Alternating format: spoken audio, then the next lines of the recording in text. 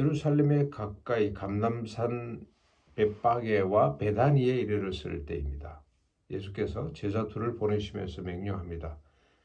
맞은편 마을에 가서 아직 아무도 타보지 않은 나귀 새끼를 풀어 끌고 오너라.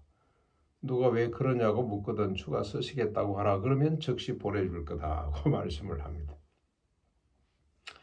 예수님은 나귀 새끼의 주인이죠. 원주인입니다. 실제 주인이 있고 원주인은 예수님. 그런데 그 나귀를 잠시 빌려 타시는 거죠.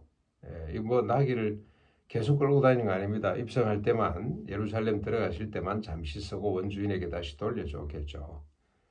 모든 만물의 주인 되시는 그 건너편 마을에 어린 나귀 새끼가 매여 있을 것까지도 다 아시고 풀어오는데 누가 왜 그러냐 그러면 주께서 쓰시겠다고 하라.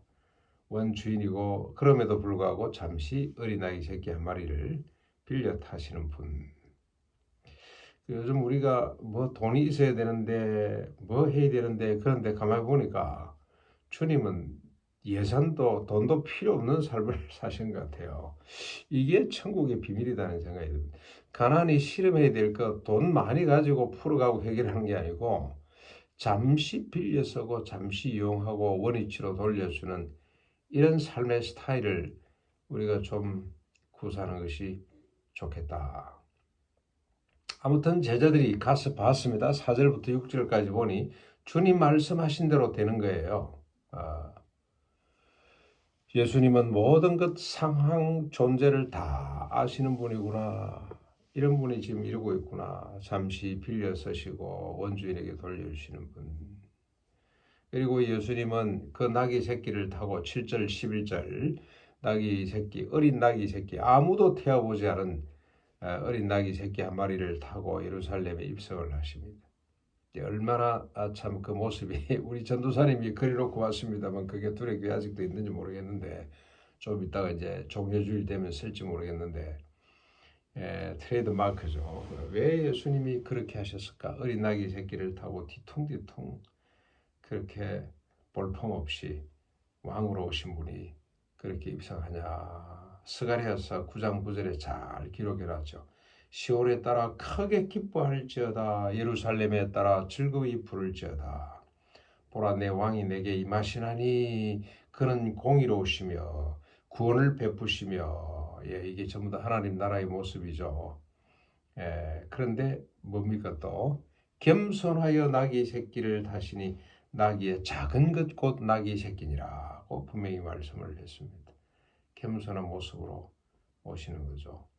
하나님의 나라가 어떤 나라입니까? 나귀 새끼를 타고 대관식을 치르는 나라. 백마를 수십 마리 동원하고 전차를 타고 호위호사를 거느리고 이렇게 입성하는 나라가 아니라 공의와 겸손과 구원으로 통치하는 나라. 어떤 나라입니까? 쭉 예수님 제자들과 함께 길에서 지금 계속 하나님의 나라에 대해서 말씀을 하는데 누가 크냐, 누가 오른쪽 왼쪽 앉을 것이냐에 관심이 없는 의미를 두지 않는 나라. 세상은 나라는 둘만 모여도 누가 크냐, 누가 잘나냐 가지고 따지는데 하나님의 나라는 둘만 모이면 어떡합니까? 서로 자신을 낮춰서 섬기려고 하는 나라. 나보다 남을 더 낫게 여기고 각각 자기를 돌아볼 뿐더러 다른 사람의 일을 돌아보는 나라. 숫제 그리스도 예수의 마음을 품고 자신을 비우고 낮추고 버리는 나라.